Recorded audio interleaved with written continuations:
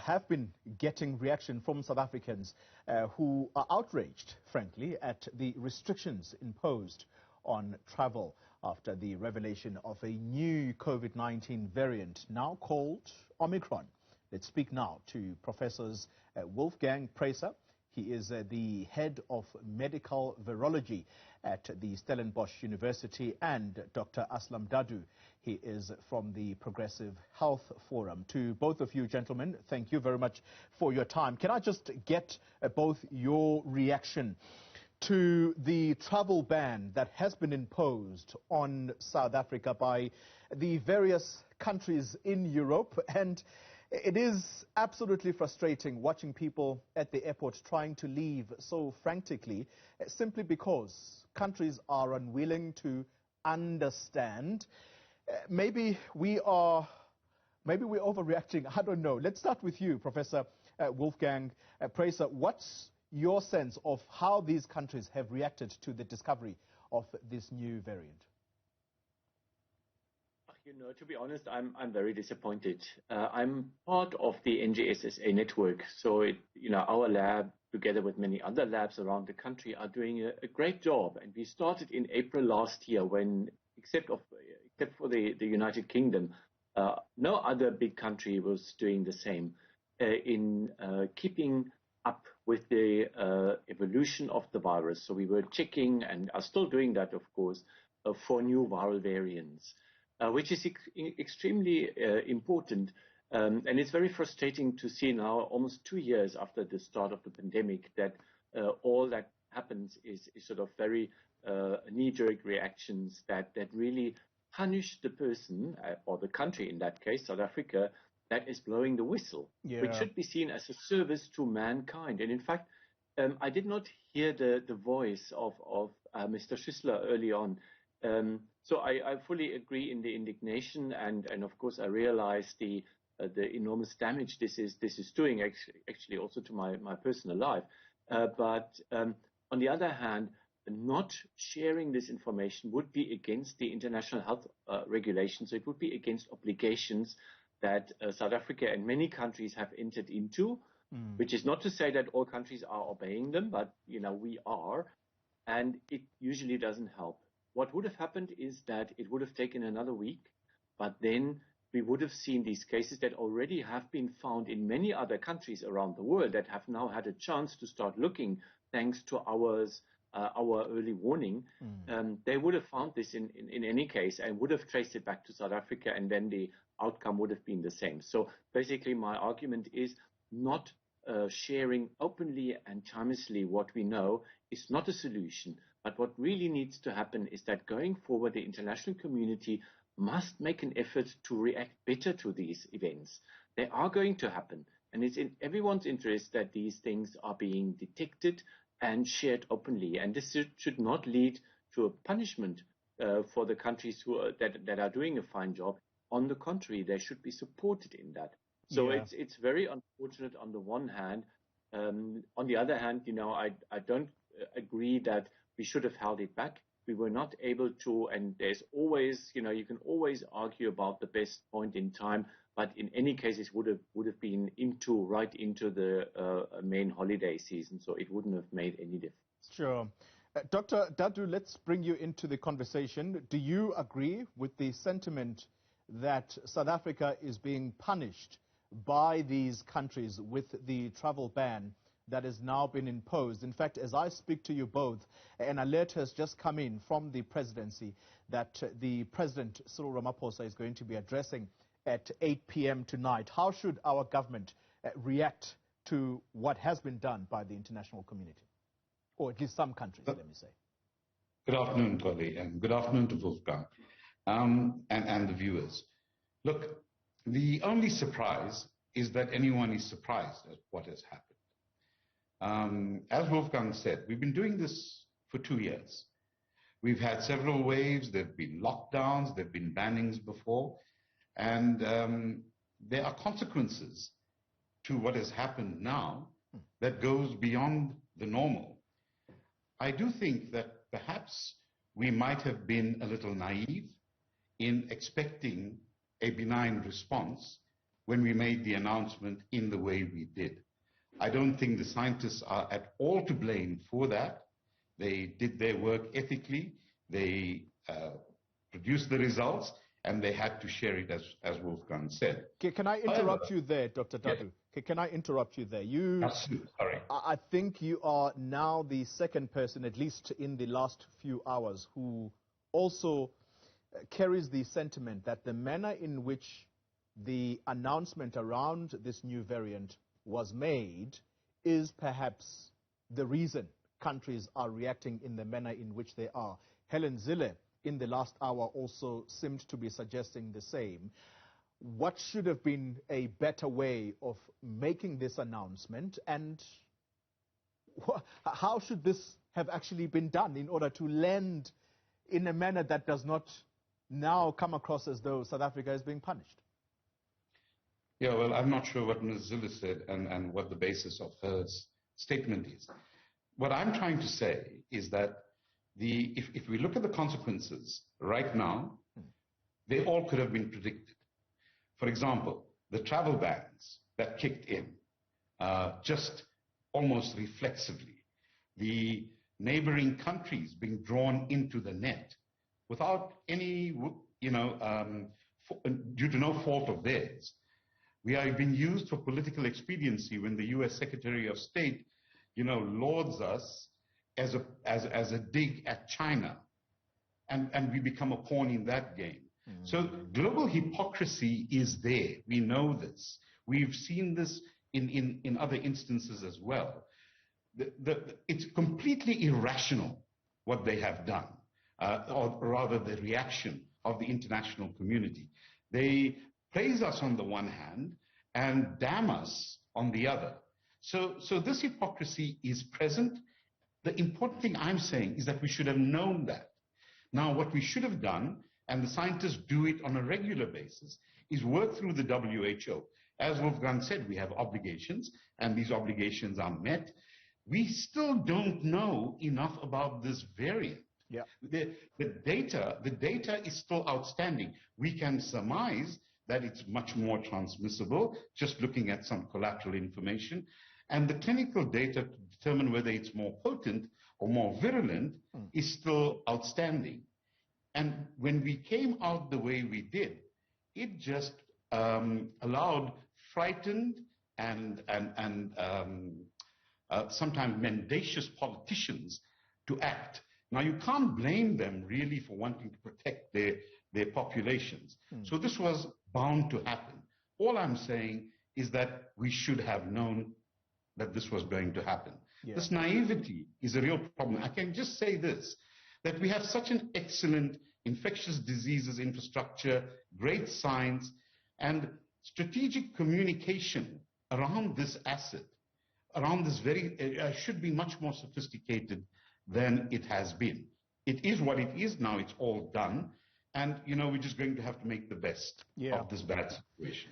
We're going to come back to this discussion about the international reaction to this. But when we return, we are going to pick up on the symptoms that present. It was quite interesting, the article I read this morning, quoting one of our medical scientists here, Dr. Kutsia, and just very interesting how she described the symptoms that seemed to be quite mild, but slightly different to what has been seen. So how do the symptoms of this latest variant present? We're going to pick up on that in a moment. This is Politics Unscripted. You're watching Politics Unscripted, and the segment of the show is the talking point. We're discussing the newly discovered variant, Omicron, that has seemingly spooked the world and now shutting its borders to people coming from this country and other southern African countries. And we are talking to two of the medical scientists here, and we have Dr. Wolfgang. It's Professor Wolfgang Preiser. He is the head of medical virology at the Stellenbosch University. We also have Dr. Aslam Dadoo of the Progressive Health Forum. Let's come back to you, Professor Preiser. Earlier before the break, I was talking about, or I made reference to Dr. Angelique Coetzee, who was quoted in the Telegraph of the UK, and she was quoted as suggesting the following in that article, and that is that the symptoms, as she puts it, are quite worrisome in that how they present in the body is that she said they were very different and so mild from those she had treated before. But a recurring theme from her seemed to be that people complained about being extremely tired. How do the symptoms of this latest variant present in the body? We cannot tell. And I think I haven't read or heard or listened to Dr. Coetzee's full statement. I have only read different reports about it in the press. And in one of them, she was actually quoted more extensively. And she went on to say that at this stage, firstly, we are in a very early phase. And we know from previous experience that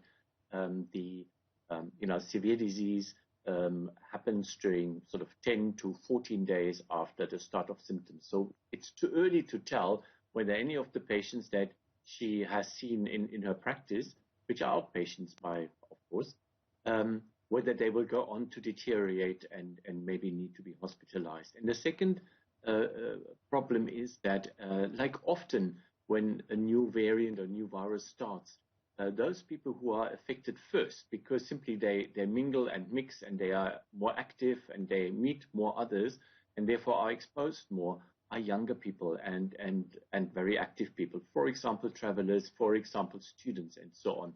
So if it is mostly these groups that have, of course, a lower risk of severe COVID, we cannot really tell. It will take time for this new variant virus to reach the higher risk groups like the aged and people with chronic illness. Yeah. And only then can we really tell whether there is any difference clinically, and if there is, in which direction it plays out. So at this stage, I would be very neutral. I don't think we can really tell whether it's going to have a milder disease or the same or maybe even worse. But we don't have any evidence either way. Sure.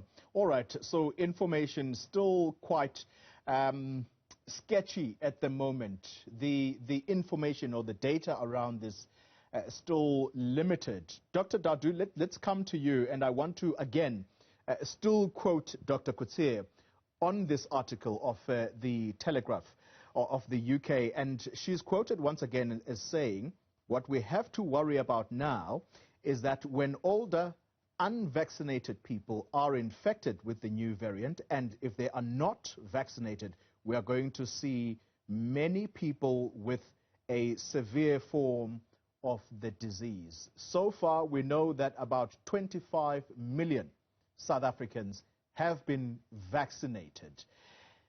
How does government ramp up this issue of vaccines without coming across as though it is forcing people, or might it have to actually start forcing people?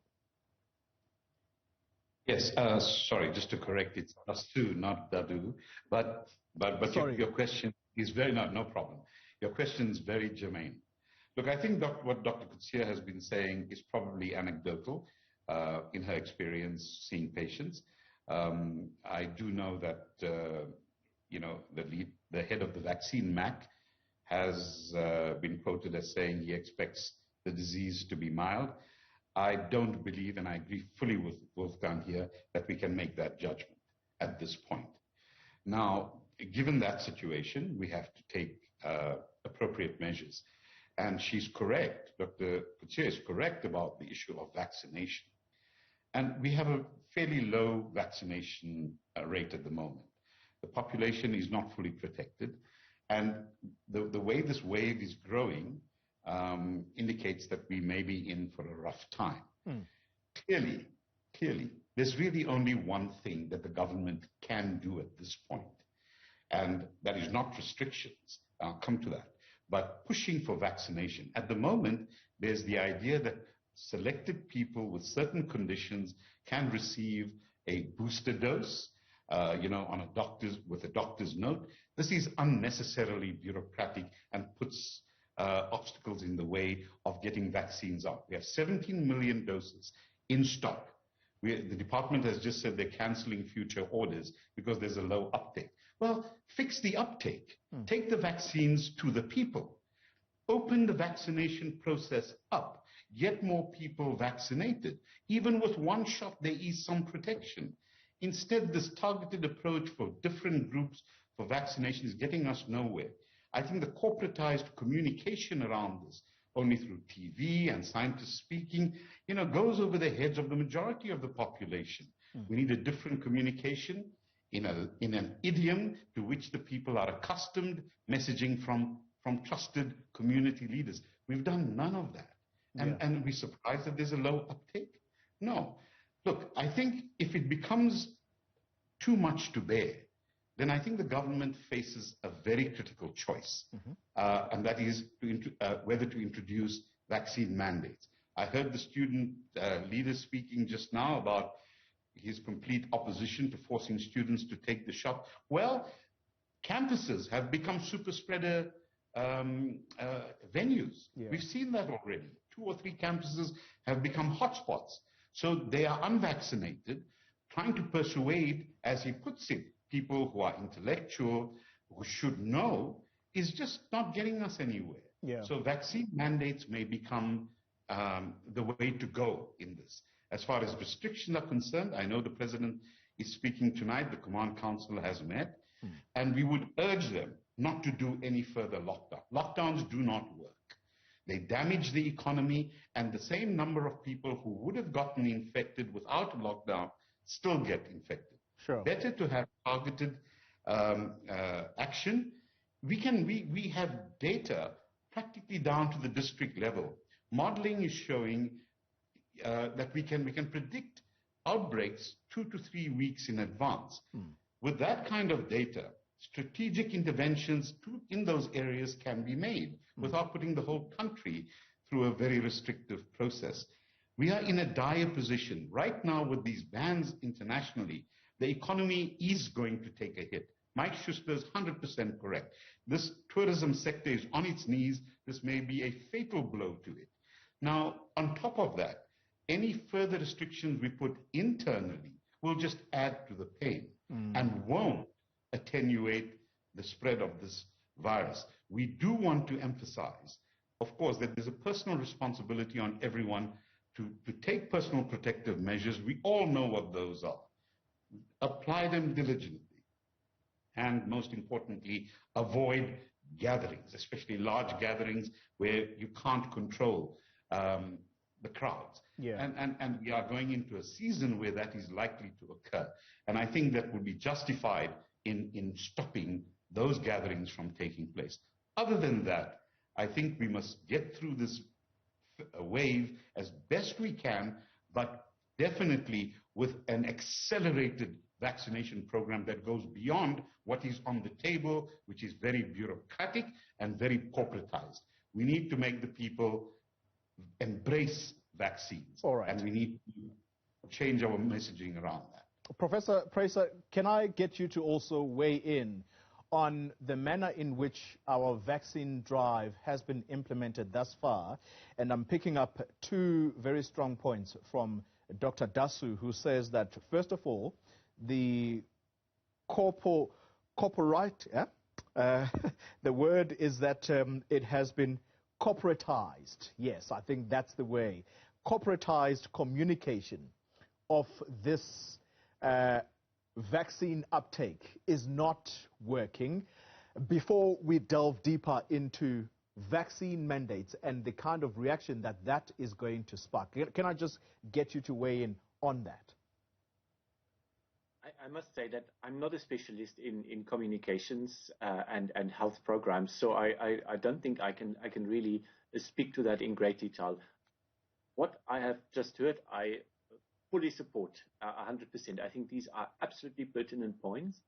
I think what it's a big problem, and many countries worldwide are facing the same problem. Only they may be overall in a better position than us because they are economically stronger and the population is healthier and they are richer and all that. But look at the United States, where vaccination rates have stagnated at less than 70%. Look at Austria, that's facing an unprecedented fourth wave currently, which has not managed to vaccinate more than a third of their population. And they've had lots of time for that, and they have all the resources that's needed. So it's not just us that are struggling.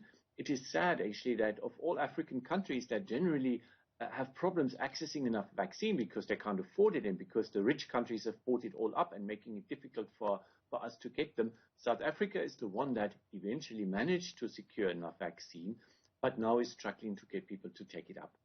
I must say that my personal patients, and I'm now talking again because that's not my field, human behavior and so on, so I'm a lab person, I'm a diagnostic person, but my personal patients with people who are still arguing about the need or on lack of need for vaccination, my patience is running out. We are seeing the dire consequences. I regard this as extremely selfish because it's not a personal choice of putting yourself at risk, and I'm happy for people to, if you don't mind getting serious illness and dying, that's fine. But you are, in effect, taking somebody else's spade. And we've seen that throughout the pandemic, that people with very important medical conditions that need treatment have been denied treatment, or it has been delayed because of the surge of COVID cases. And this is entirely avoidable because vaccination will help. And even with the Omicron variant, which may to some degree, we still have to determine that, and all that work is ongoing as we speak.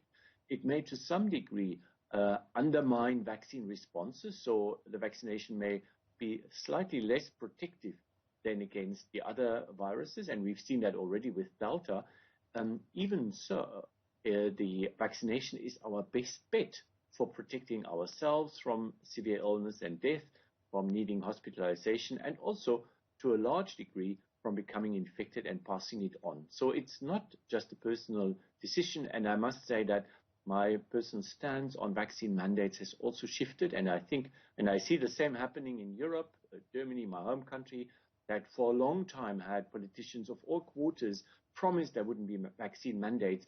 They're all falling like domino stones because they have now realized that this may be the only way to get the necessary proportion of the population protected and to, and also preserve healthcare and the economy for everyone. Yeah. So I think, yes, we have somehow failed to get through that. And I think there were several issues, but we are not alone in the world. Many countries are really struggling, and I admire Spain and Portugal that have managed without coercion to vaccinate a major proportion of the population, and they are now relatively fine.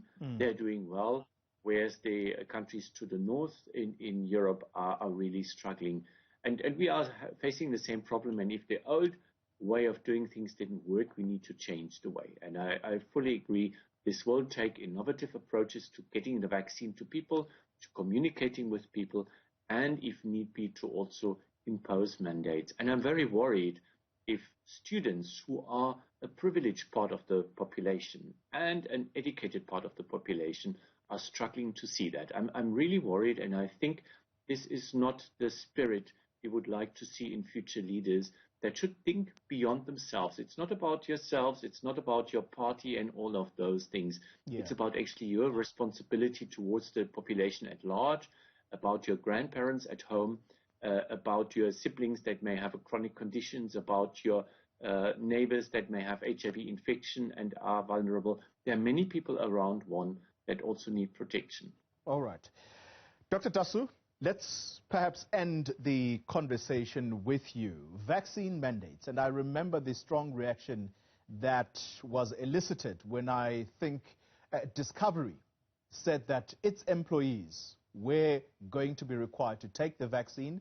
Otherwise, there might have to be some serious discussions with those that do not want to do this. How do you think this is going to go down if indeed government starts talking that language? Well, I think this is not too much of an issue. you know, everyone vaccinates their children. You can't go to school if you haven't been vaccinated. So there's a mandate. We all do it. Introducing a mandate here is no different because the situation is pretty much the same. I do think we could have done a lot more to get people to voluntarily take up.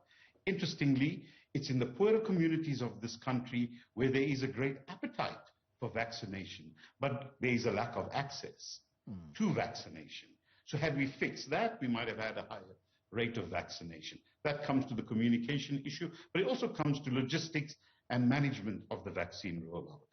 I think we are probably going to have to go the way of vaccine mandates. It need not be draconian.